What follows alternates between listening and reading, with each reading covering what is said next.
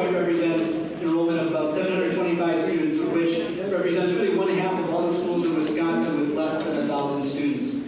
Mineral Point is experiencing declining enrollment and increasing poverty. In translation, the cost to educate students in Mineral Point is increasing, while the revenue to do so is decreasing.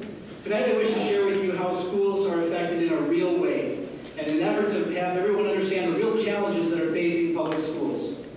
Let me begin by recognizing and thanking all teachers. If you are a teacher at any school district, would you just please stand?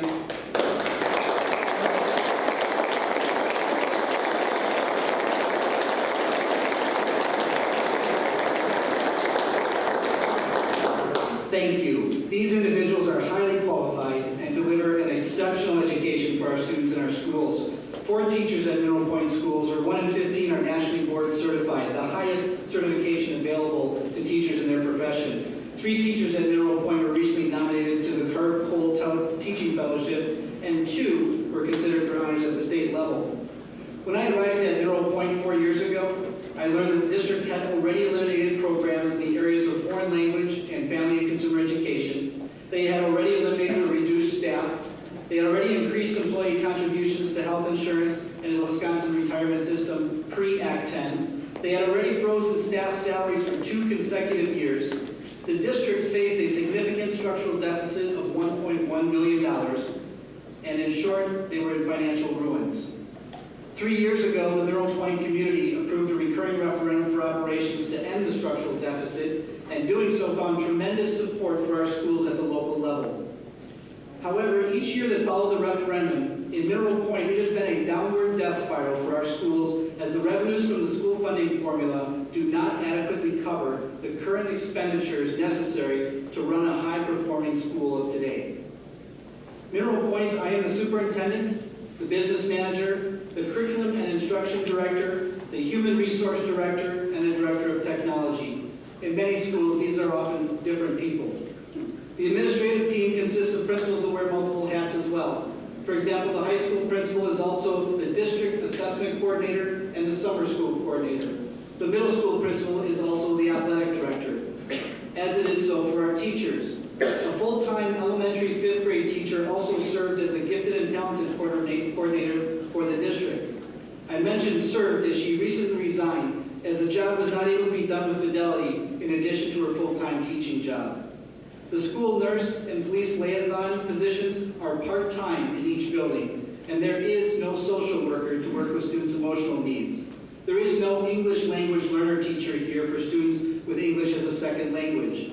There is no dedicated teacher to teach our students technology.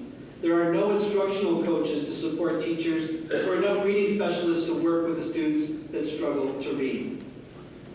Due to the lack of state funding for our schools at an appropriate level, the facilities are aging and they contain asbestos under the floors at the elementary. They have 60-year-old plumbing with leaks, aging boilers in need of replacement, a hot water heater that literally has flames visible through the sidewall. Parking lots are no longer being replaced or repaired. There is no central air in classrooms, which has caused a cancellation of summer school each of the last 3 years. We have a stadium adjacent to this building that has sat idle for 20 years, waiting for private dollars instead of public dollars to install basic needs of bleachers and lights. More real examples for today of how the downward spiral is facing our schools starts with fixed costs. Fixed costs are the costs that all schools have and have no control over.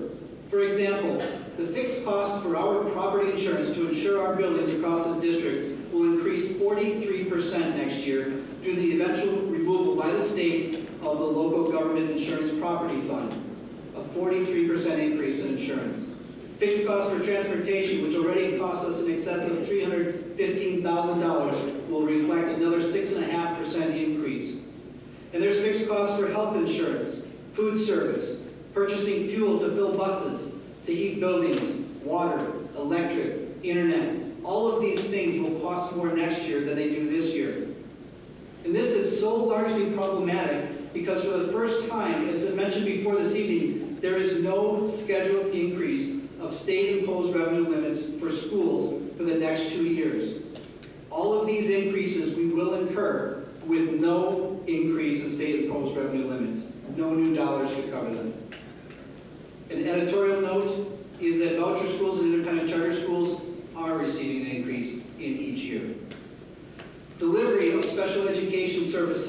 are very expensive, and the increased costs every year are borne by the district in part because the state continues to freeze the local level of state funding for special education for what will now be the 8th consecutive year.